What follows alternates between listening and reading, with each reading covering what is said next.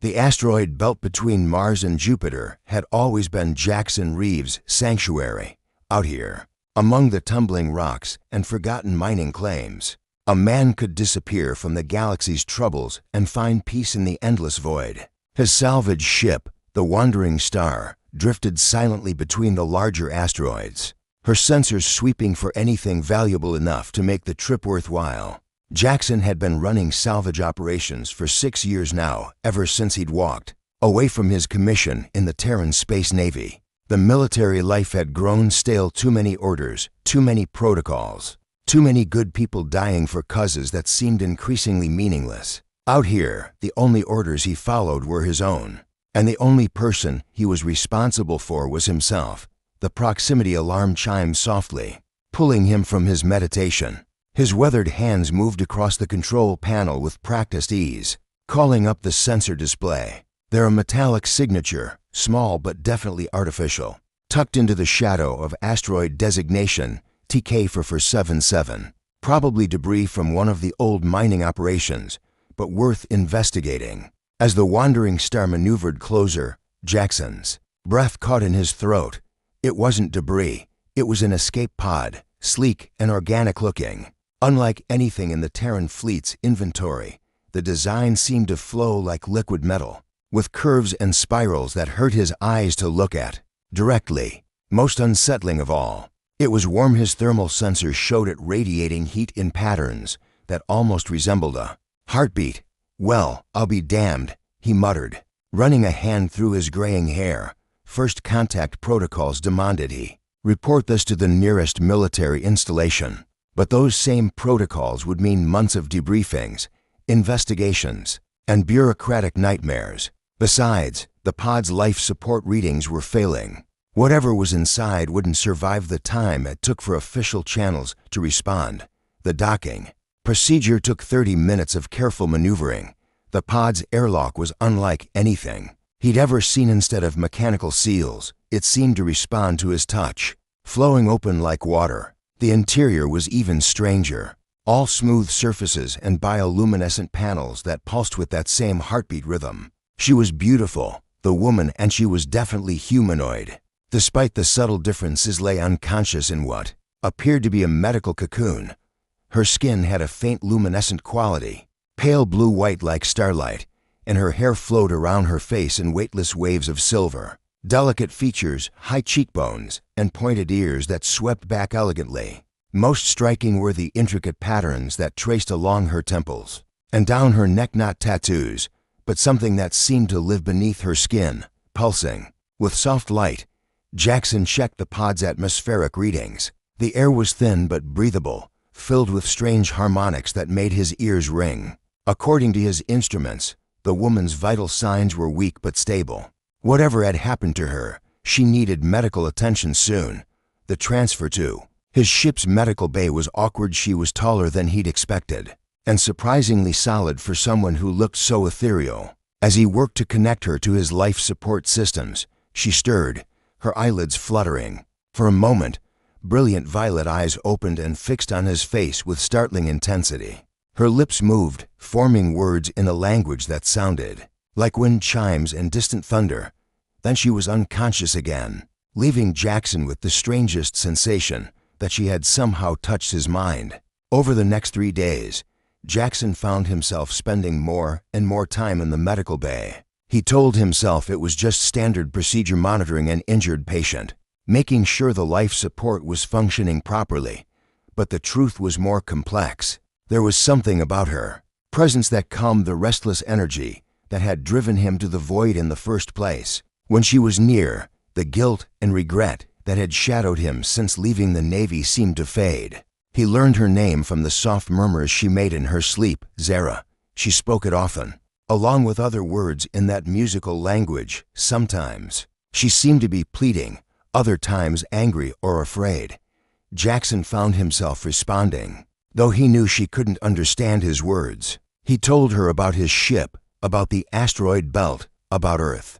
He told her things he'd never shared with anyone, about the friends he'd lost in the war, about the orders he'd refused to follow, about the loneliness that had driven him to seek solitude among the stars. On the fourth day, she woke up.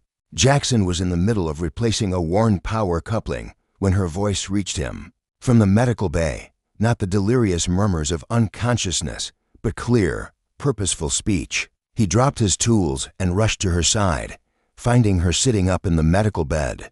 Violet eyes alert and focused. "You saved me," she said in perfect, if slightly accented, standard Terran. Her voice was like music, harmonious in ways that human vocal cords couldn't replicate. "Why?" The question caught him off guard. "Because you needed help," he said simply. "Because it was the right thing to do." She studied his face with an intensity that made him uncomfortable. Those violet eyes seemed to see far more than they should. "You don't understand what you've done," she said softly. "By pulling me from the void. By bringing me into your sanctuary. By..." She gestured to the medical equipment that had sustained her. "Sharing your life force with mine, you have bound us together in ways your people cannot comprehend." "I don't understand," Jackson said, though something deep in his chest had begun to resonate with her words. Zara reached out with one elegant hand, her fingers barely brushing his cheek. Where she touched, warmth spread through him, not physical heat, but something deeper, more fundamental. "Among my people, the Etherians, there are ancient laws, sacred bonds. You have completed the ritual of sanctuary, though you knew it not. In saving my life, you have claimed responsibility for my soul." The warmth in his chest intensified, and suddenly Jackson could feel something that wasn't quite his own heartbeat, a second rhythm that matched and harmonized with his own. "What does that mean?" he whispered. Zara's eyes filled with something that might have been tears, though they gleamed like liquid starlight. "It means, brave wanderer, that you are no longer alone in the void. It means that my people will come for me, and when they do, they will find me bound to a human in ways that will either unite our species," she paused, her hand still against his cheek, "or start a war that will consume the galaxy." Outside the medical bay's viewport, the asteroids continued their ancient dance, silent and eternal. But Jackson Reeves was no longer the same man who had sought solitude among them. He was bound now, connected to something larger and more dangerous than anything he'd ever imagined. And despite the fear that should have filled him, all he could think about was how right it felt to have her hand against his face, how complete he felt with her violet eyes looking into his soul. The void was no longer empty, it was filled with possibilities both beautiful and terrifying, and there was no going back. Zara's recovery progressed with startling speed over the following days, though Jackson began to suspect it had less to do with his ship's medical equipment and more to do with whatever mysterious connection now existed between them. She moved through the wandering star with fluid grace, her luminescent skin casting soft patterns of light on the bulkheads. As she explored her temporary sanctuary, "Your vessel has a peaceful spirit," she said one evening as they shared a meal in the ship's cramped galley. She had adapted to human food remarkably well, though she ate sparingly and seemed to derive as much nourishment from the ambient energy around her as from actual sustenance. "It carries the resonance of solitude, but not loneliness. You've been happy here." Jackson paused with his fork halfway to his mouth. "How can you possibly know that?" Zara's violet eyes flickered with amusement. "Everything has a frequency, Jackson. Your ship, these asteroids, you, especially you. When I was unconscious, drifting between life and death, your essence was what anchored me. I learned to read your patterns before I ever saw your face." She stood and moved to the viewport, where the infinite star field stretched beyond the asteroid belt. The patterns beneath her skin pulsed more brightly as she gazed into space, and Jackson felt an echo of something, not emotion exactly, but a profound sense of yearning that wasn't entirely his own. "Tell me about your people," he said softly. "Tell me about the Etherians." Zara was quiet for so long that Jackson began to think she wouldn't answer. When she finally spoke, her voice carried the weight of centuries. "We are an old race, Jackson. Old and perhaps to set in our ways. We evolved on a world where empathy was survival, where the ability to sense and share the life force of others meant the difference between thriving and extinction. Over millennia, this gift became our defining trait. We can heal with a touch, share memories through contact, even merge our consciousness temporarily with willing partners. She turned from the viewport, and Jackson saw pain flickering in those luminous eyes. But gifts can become chains. Our society is built on bonds, family bonds, clan bonds, ritual bonds that determine everything from our social status to our life. Partners. I was born into the highest caste. Betrothed from childhood to a warrior prince I barely know. Expected to bear children who would continue bloodlines that stretch back to our homeworld's earliest days. That's why you were in the escape pod, Jackson said, understanding beginning to dawn.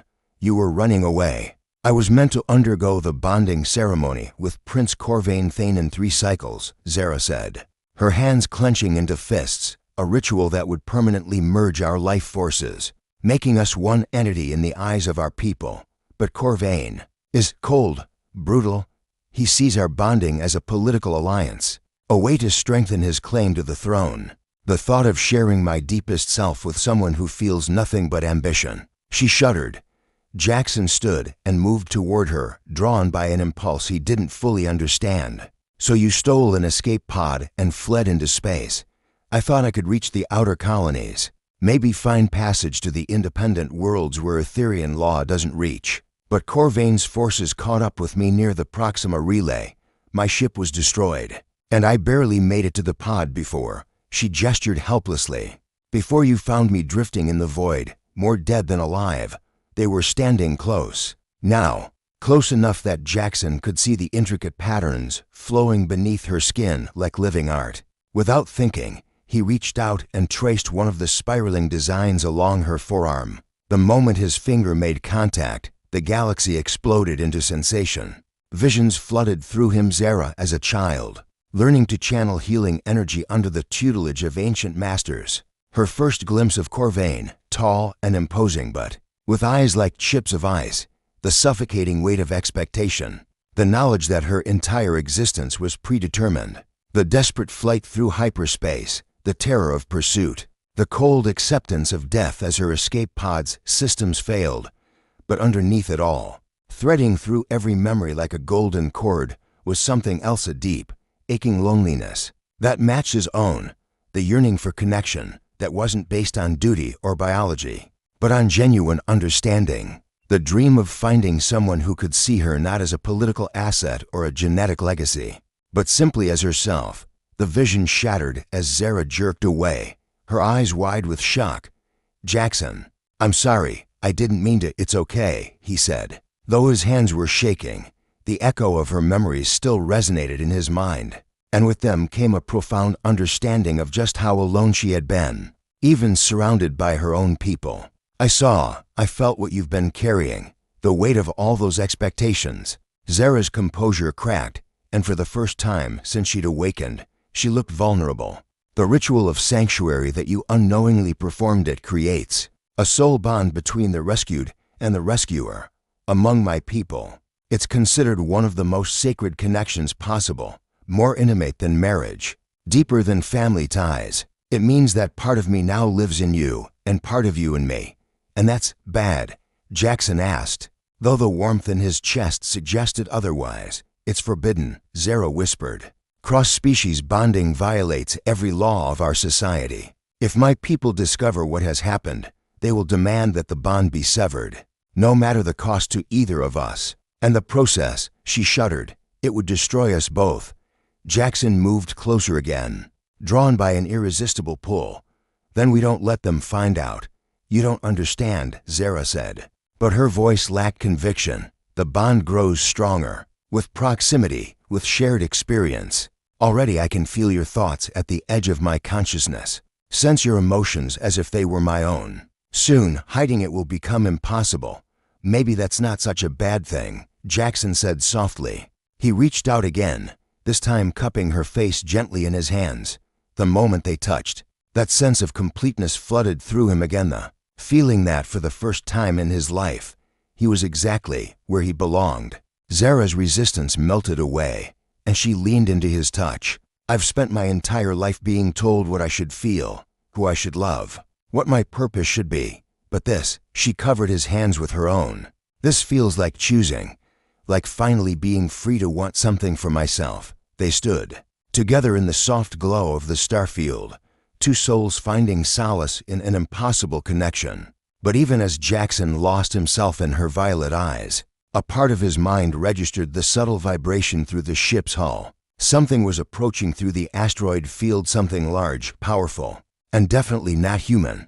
"Zara," he said quietly, "how good are your people at tracking escape pods?" Her face went pale, the luminescent patterns beneath her skin flickering with alarm. "If they have a full battle group searching." She closed her eyes, extending her consciousness beyond the ship. When she opened them again, fear and resignation warred in her expression. "3 ships, Etherean design. They've found my trail." The communication system crackled to life, and a voice like frozen steel filled the ship. The words were in the musical Etherean language, but somehow Jackson understood them, another gift of the bond. He realized, "Zara Velanathi, daughter of the Starlight Clan, you will respond immediately. Your betrothed comes to reclaim what was stolen. Surrender yourself, and the human who harbors you may yet live." Zara's hand found his, their fingers intertwining. "That's Corvain," she whispered. "He's come for me himself." Through the viewport, 3 ships emerged from behind the larger asteroid, sleek, predatory vessels that seemed to bend light around them. They moved with the same fluid grace as Zara herself, but there was nothing peaceful about their approach. Weapon ports glowed with contained energy, and Jackson's sensors screamed warnings about target locks. "Run," Zara said urgently. "Take your ship and flee. I'll surrender myself to them. Claim that you found me unconscious and knew nothing of what I was. The bond is still young enough that—" "No." The word came out harder than Jackson intended. "I won't abandon you. Not to him. Not to anyone. Jackson, you don't understand what you're saying. Corvain will challenge you to the trials of worthiness, ancient combat rituals that no human could survive. He'll kill you just to prove his superiority." The communication system crackled again, and this time Corvain's voice carried a note of barely contained rage. "Human vessel, you harbor what belongs to me. Prepare to be boarded or be destroyed." Jackson looked into Zara's eyes and saw his own determination reflected there. The bond between them hummed with shared resolve, and he realized that running was no longer an option, not because they couldn't escape, but because neither of them wanted to spend the rest of their lives looking over their shoulders. "Then I guess I'll have to survive them," he said, surprising himself with how calm he sounded. "Tell your prince that if he wants you back, he'll have to earn the right. Tell him that Jackson Reeves accepts his challenge." Zara stared at him in shock. "The trials of worthiness are to the death, Jackson. Even if you somehow survived the combat, you'd have to prove yourself worthy of leading our people. It's impossible." "I've done impossible things before," Jackson said, though his heart was racing. He activated the ship's communication system and spoke in clear, steady tones. "Prince Corvain, this is Captain Jackson Reeves of the Terran Vess."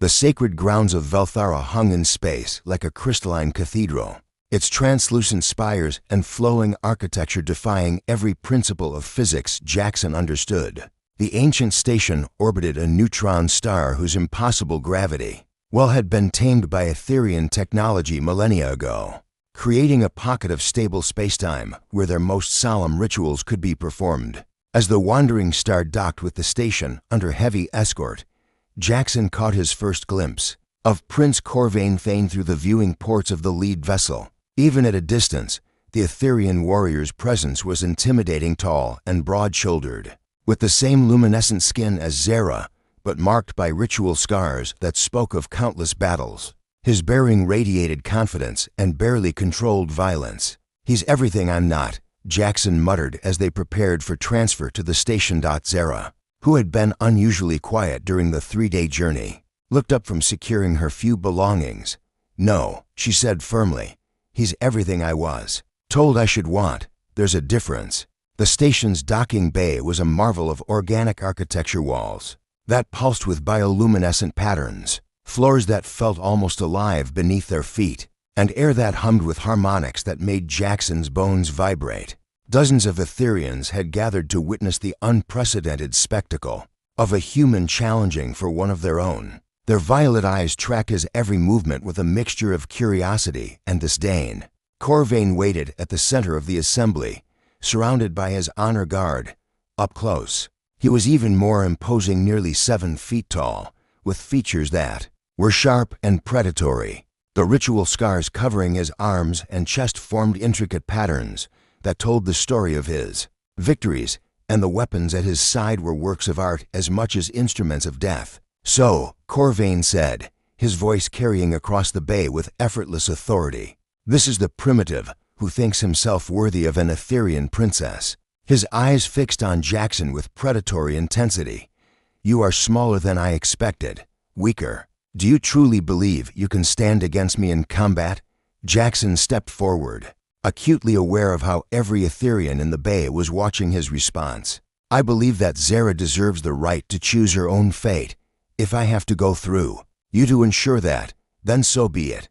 A ripple of surprise ran through the assembled crowd. Etherean society was built on hierarchies and predetermined bonds. The concept of individual choice in matters of bonding was almost incomprehensible to them.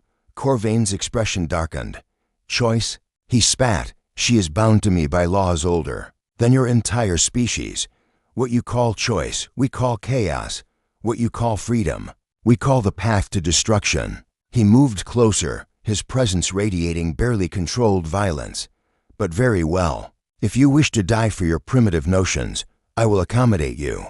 An elderly Etherean stepped forward from the crowd, a woman whose silver hair flowed like liquid metal and whose eyes held the weight of centuries. The patterns beneath her skin were more complex than any Jackson had seen, forming geometric designs that seemed to shift and flow even as he watched.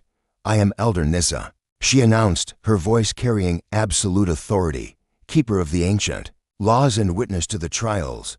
Human, do you understand what you have invoked? The trials of worthiness are not merely combat.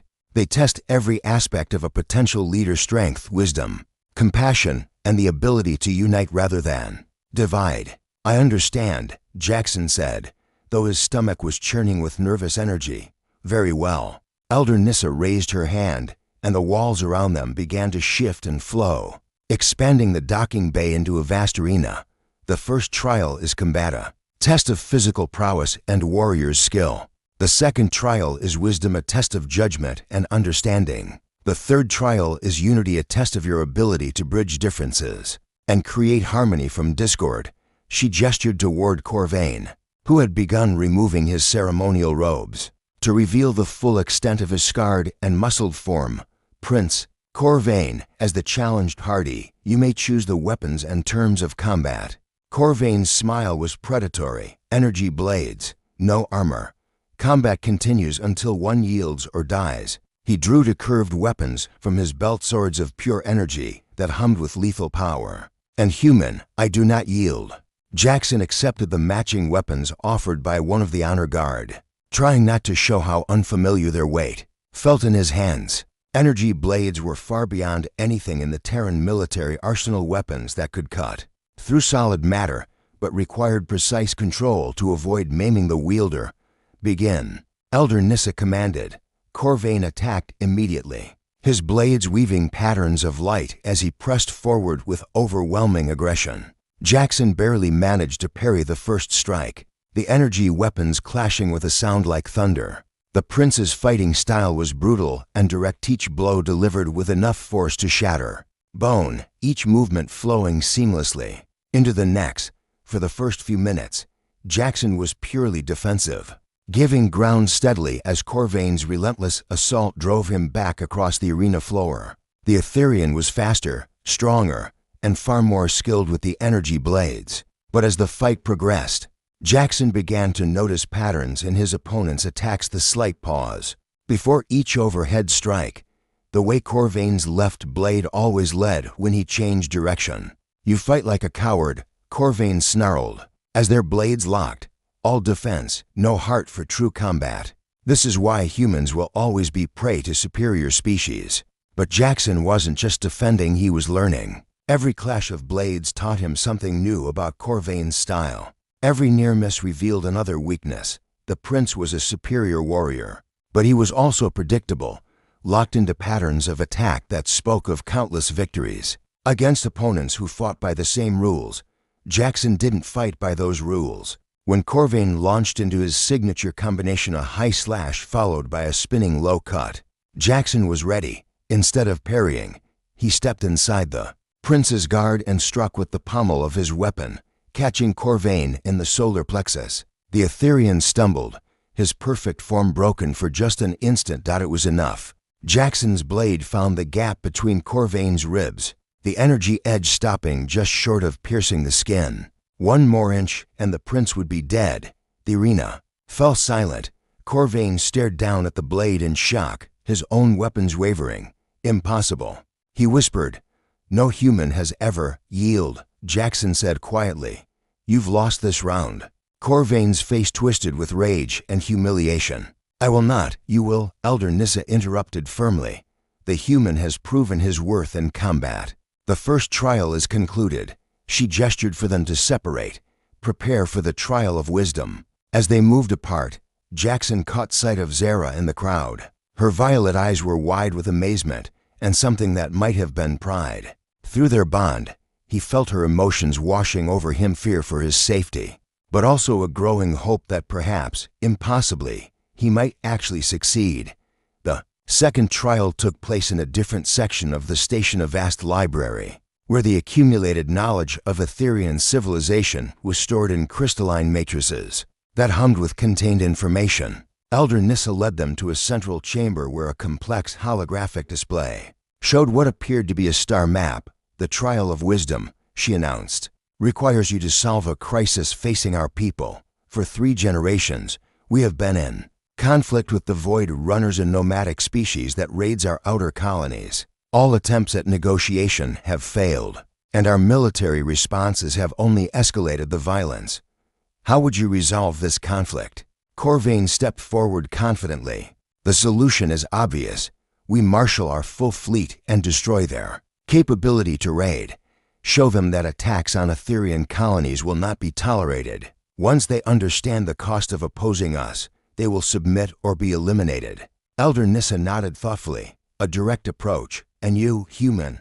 Jackson studied the star map, noting the patterns of raids and the locations of Etherean colonies. Something about the Void Runners' movements seemed familiar, not random piracy, but desperate strikes focused on specific resources.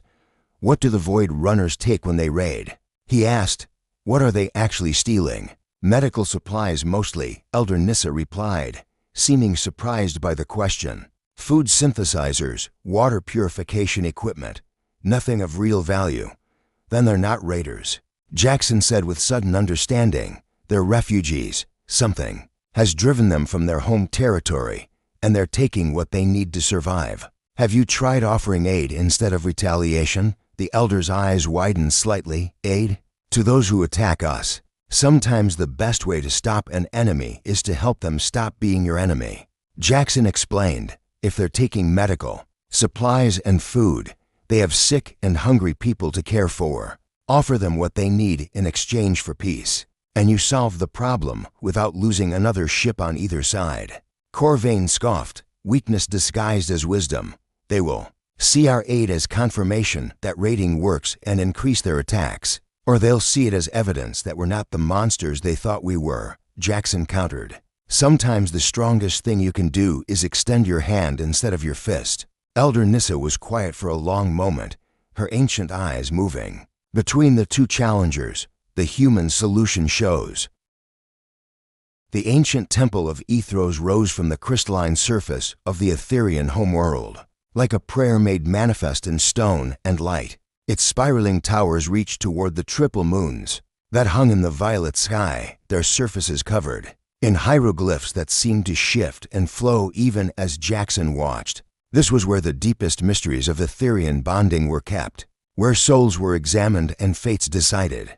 Elder Nissa led the procession through halls that hummed with accumulated wisdom, her silver hair flowing behind her like liquid starlight. Behind her walked Jackson and Zara, their hands intertwined despite the disapproving murmurs from the traditional faction that still opposed their union.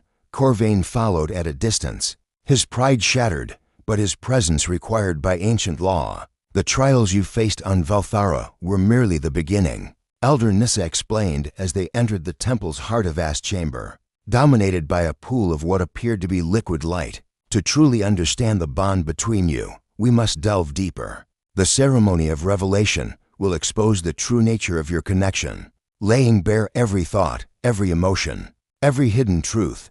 Jackson felt Zara's hand tighten in his. Through their bond, he sensed her fear not of what might be revealed about their feelings, but of what the ceremony might do to them if the elders deemed their connection unnatural. The process is intense, Elder Nissa continued, her ancient eyes holding centuries of memory. You will experience each other's entire lives, feel every joy and sorrow as if they were your own. Many bonded pairs do not survive the revelation. Intact, the mind can only hold so much before it breaks, and if we refuse, Jackson asked, then your bond will be deemed incomplete, a surface attraction unworthy of recognition. Zara will be returned to Prince Corvain, and you will be exiled from Etherian space forever. The elder's expression softened slightly, but if you survive the revelation, if your bond proves true and deep, then not even the Eternal Council can dissolve what the universe itself has joined. Corvain stepped forward, his scarred face twisted with desperate anger. This is foolishness. The human cannot possibly survive the revelation. His primitive mind will shatter under the weight of true Etherian consciousness. You will kill them, both for the sake of validating an abomination. That is no longer your concern, Corvain. A new voice said from the chamber's entrance. The speaker was tall and regal, with the same silver hair as Elder Nissa, but bearing the ceremonial marks of the highest caste. Her presence commanded immediate attention and respect. High Priestess Valora. Elder Nissa bowed deeply. I did not expect you to attend personally. How could I stay away? Valora replied, her violet eyes fixed on Jackson with curious intensity. It has been 3,000 years since a cross-species bond presented itself for judgment. The last attempt, she paused, old pain flickering across her features. The last attempt ended in tragedy. 2 species driven to war, countless lives lost, all because we failed to understand what we were truly witnessing. She approached the pool of liquid light, its surface rippling with patterns that seemed to respond to her presence. This time, we will do better. This time, we will see with eyes unclouded by prejudice or fear. The ceremony began at sunset, when the triple moons aligned overhead and their combined light focused through the temple's crystal ceiling into the pool below. Jackson and Zara stood at opposite sides of the luminous water, their reflections wavering in its depths like ghosts of possibility. Enter together, High Priestess Valora commanded. Let the sacred waters carry you beyond the boundaries of self and other, beyond the illusions that separate soul from soul. The liquid light was warm against Jackson's skin, tingling with energy that seemed to seep into his very bones. As he and Zara moved toward the center of the pool, the sensation intensified, becoming a pressure that built behind his eyes until the world exploded into sensation. He was Zara, 7 years old, standing in the temple's learning chambers as the masters tested her empathic abilities. The fear of disappointing them, of being deemed defective if her gifts didn't manifest properly. Then the moment when her instructors' emotions flooded through her for the first time: joy, pride, love, and the overwhelming realization that she could feel what others felt, carry their burdens as if they were her own. He was himself, 12 years old, standing at his father's funeral while rain drummed against the chapel windows. The crushing weight of loss, the angry confusion of why good people had to die while the universe continued its indifferent dance. The moment he decided that if the cosmos didn't care about individual suffering, he would have to care enough for everyone. The visions cascaded faster now, memories intertwining until it became impossible to tell where one life ended and another began. Zara's first glimpse of the wider galaxy, her wonder at discovering that consciousness could take so many different forms. Jackson's enlistment in the Space Navy, driven by a need to protect others from the losses he had endured. Her growing awareness that her society's rigid hierarchies were cages disguised as tradition. His disillusionment with military orders that valued strategic objectives over human lives. The moment Zara first saw Corvain, not the child she'd been betrothed to, but the cold warrior he'd become. Her realization that she could never love someone whose empathy had been burned away by ambition, Jackson's decision to walk away from his commission, choosing exile over complicity in meaningless deaths, their loneliness, profound and echoing, as they each sought something their worlds couldn't provide.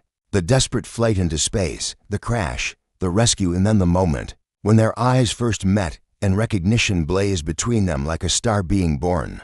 But the revelation went deeper than memory. As the liquid light carried them further into each other's consciousness, Jackson began to understand the true nature of the bond they shared. It wasn't just emotional connection, it was something far more fundamental.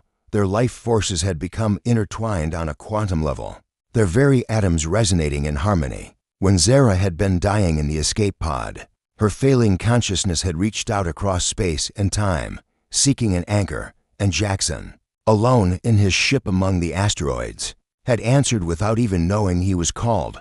They were two halves of a single soul, split across species and scattered across the galaxy until chance or fate brought them together. The Etherean concepts of bonding were pale shadows compared to what they had achieved. This wasn't just sharing life force, this was sharing existence itself. The visions began to fade, leaving them standing together in the pool's center, their hands clasped and their foreheads touching. Round them, the assembled Etherians watched in stunned silence. Many were weeping openly, overwhelmed by the echoes of what they had witnessed. High Priestess Valora approached the pool's edge, her ancient face transformed by wonder. In 3 millennia of bonding ceremonies, I have never seen anything like this, she whispered. You are not simply connected, you are unified, to perspectives of a single consciousness, experiencing reality through different lenses, but sharing the same fundamental essence. Elder Nissa nodded in agreement, tears of liquid starlight streaming down her cheeks. The bond cannot be broken because it was never formed, it was simply revealed. You were always one being, separated only by the illusion of individual existence. This changes everything, another elder said, his voice filled with awe. If consciousness can transcend species barriers so completely, then our understanding of the universe itself must evolve. But not everyone was filled with wonder. Corvain stood at the chamber's edge, his face a mask of fury and desperation. Lies, he snarled. Tricks and illusions designed to justify an abomination. This human has contaminated her mind, made her believe. His words were cut off as Zara raised her hand, power radiating from her in waves that made the air itself shimmer. But it wasn't just her power. Jackson could feel his own consciousness flowing through her. Their combined will focused like a laser. Corvain, she said, her voice carrying harmonics that seemed to resonate in multiple dimensions.